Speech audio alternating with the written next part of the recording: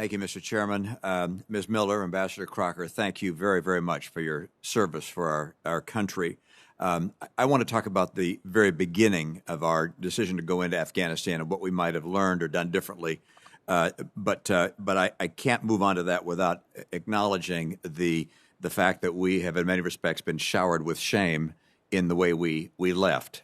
One, I think, a disastrous decision by the prior administration to surrender through the talks and agreement they entered into, and the continuation of that decision by the current administration, and then, of course, its fateful execution of the withdrawal. We've left behind thousands. We've broken promises to friends and allies. We've abandoned women and girls there. And, of course, we put America and our friends and our national interests at much greater risk, as has been pointed out by Senator Johnson and by others today.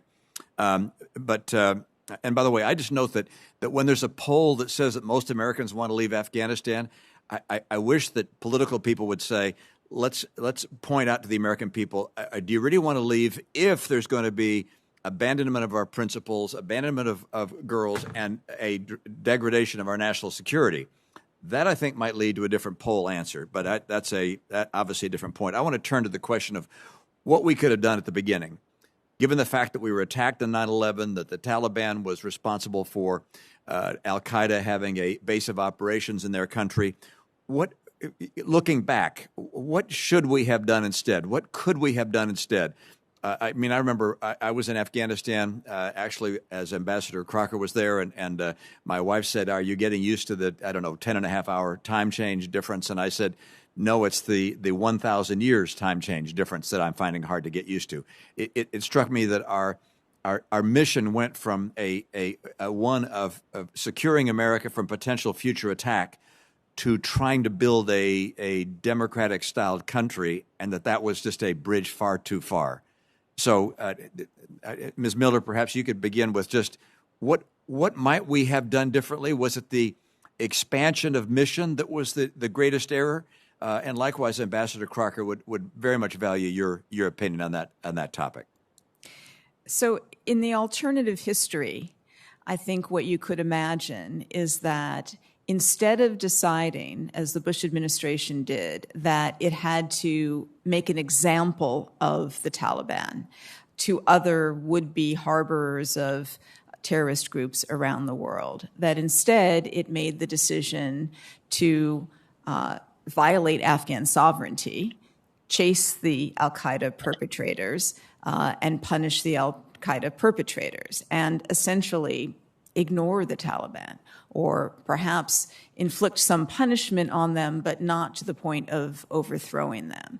This was an approach that the Bush administration derided as the old law enforcement approach to counterterrorism that had been practiced during prior administrations: go after the perpetrators. And it was a very explicit decision, and not without some, at least small degree of controversy within the Bush administration to take that approach. I say small degree because there was, I think, in the State Department, some awareness that, as in the words of Colin Powell, you break it, you own it. And so if you're going to engage in regime change, you had better have the strategic patience that Ambassador Crocker talked about if you're going to see it through, because the expansion of the mission all flowed from that initial decision to engage in regime change. Would it have worked just as well to go after the perpetrators without overthrowing the Taliban? I mean, it's hard to engage in these hypotheticals, but I think what we've seen is that elsewhere around the world since that time, that is the approach that has been taken. Thank you. Ambassador? Senator, I don't think there was an alternative. We gave the Taliban an out. We told them, hand over al-Qaeda leadership to us and we will leave you alone. They refused to do that. And I think that refusal left us with no choice except to execute the mission as we did. It would be pretty hard to justify at home or abroad that the Taliban, having refused to give up the the murderers of 9/11, that we could somehow go after Al Qaeda and leave them alone. And when we were done doing that, just say thanks for your hospitality and go home ourselves. I don't think that was a viable approach either in national security terms or in political terms. Help me understand it. Did we make an error in going from taking out the Taliban and removing Al Qaeda to a decision to, if you will, create a democratic nation of sorts? Was there a change in mission that suggested a doomed mission from the outset? I don't think so, Senator. Let's recall that in the wake of 9/11 and the absolutely universal support for the United States at that difficult time led to the Bonn Conference in Germany in early December 2001, where the international community came together under UN auspices to set the stage for a new Afghanistan. The Afghan Interim Authority was formed there with later President Karzai as its chairman.